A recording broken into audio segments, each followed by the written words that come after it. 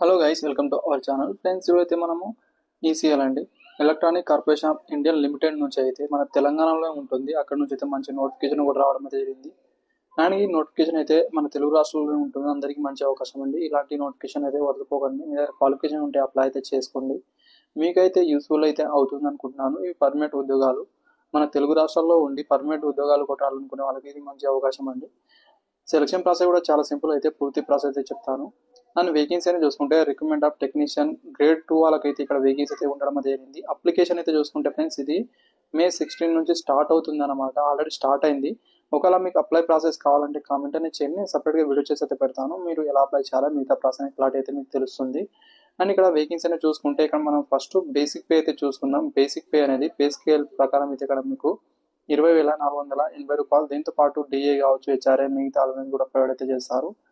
And ఇక్కడ మీకు vacancy అయితే ఎలక్ట్రానిక్ మెకానికల్ వాళ్ళకైతే 11 వేకెన్సీస్, ఫిట్టర్ వాళ్ళకు 7, మిషనిస్ట్ వాళ్ళకి 7, ఎలక్ట్రీషియన్ వాళ్ళకి 7, టర్నర్ వాళ్ళకి 5, సీట్ మెటల్ వాళ్ళకి 2, వెల్డర్ వాళ్ళకి 2, కార్పెంటర్ వాళ్ళకి 2, పెయింటర్ వాళ్ళకి 2 వేకెన్సీ అయితే ఉన్నాయి. టోటల్ అయితే 45 ఉద్యోగాలకైతే నోటిఫికేషన్ అయితే రావడం అయితే జరిగింది.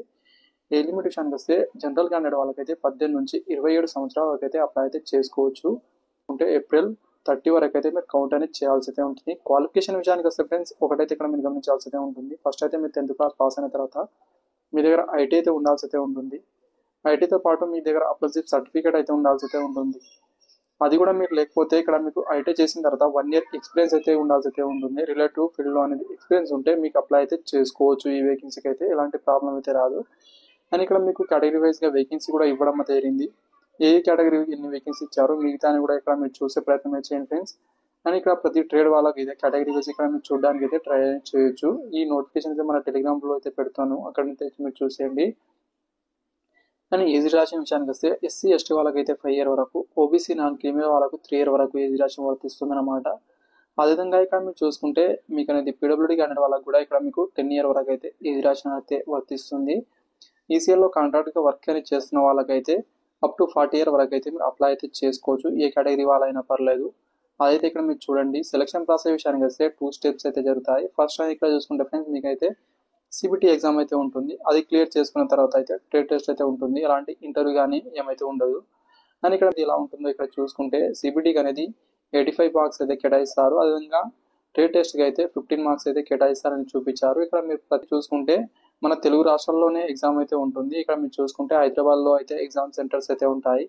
ఆల్రెడీ నోటిఫికేషన్ మన తెలుగు రాష్ట్రం నుంచి వస్తుంది కాబట్టి హైదరాబాద్లో అయితే కంపల్సరీ అయితే ఎగ్జామ్ సెంటర్స్ అయితే ఉంటాయన్నమాట. ఇక్కడ మీరు చూడొచ్చు.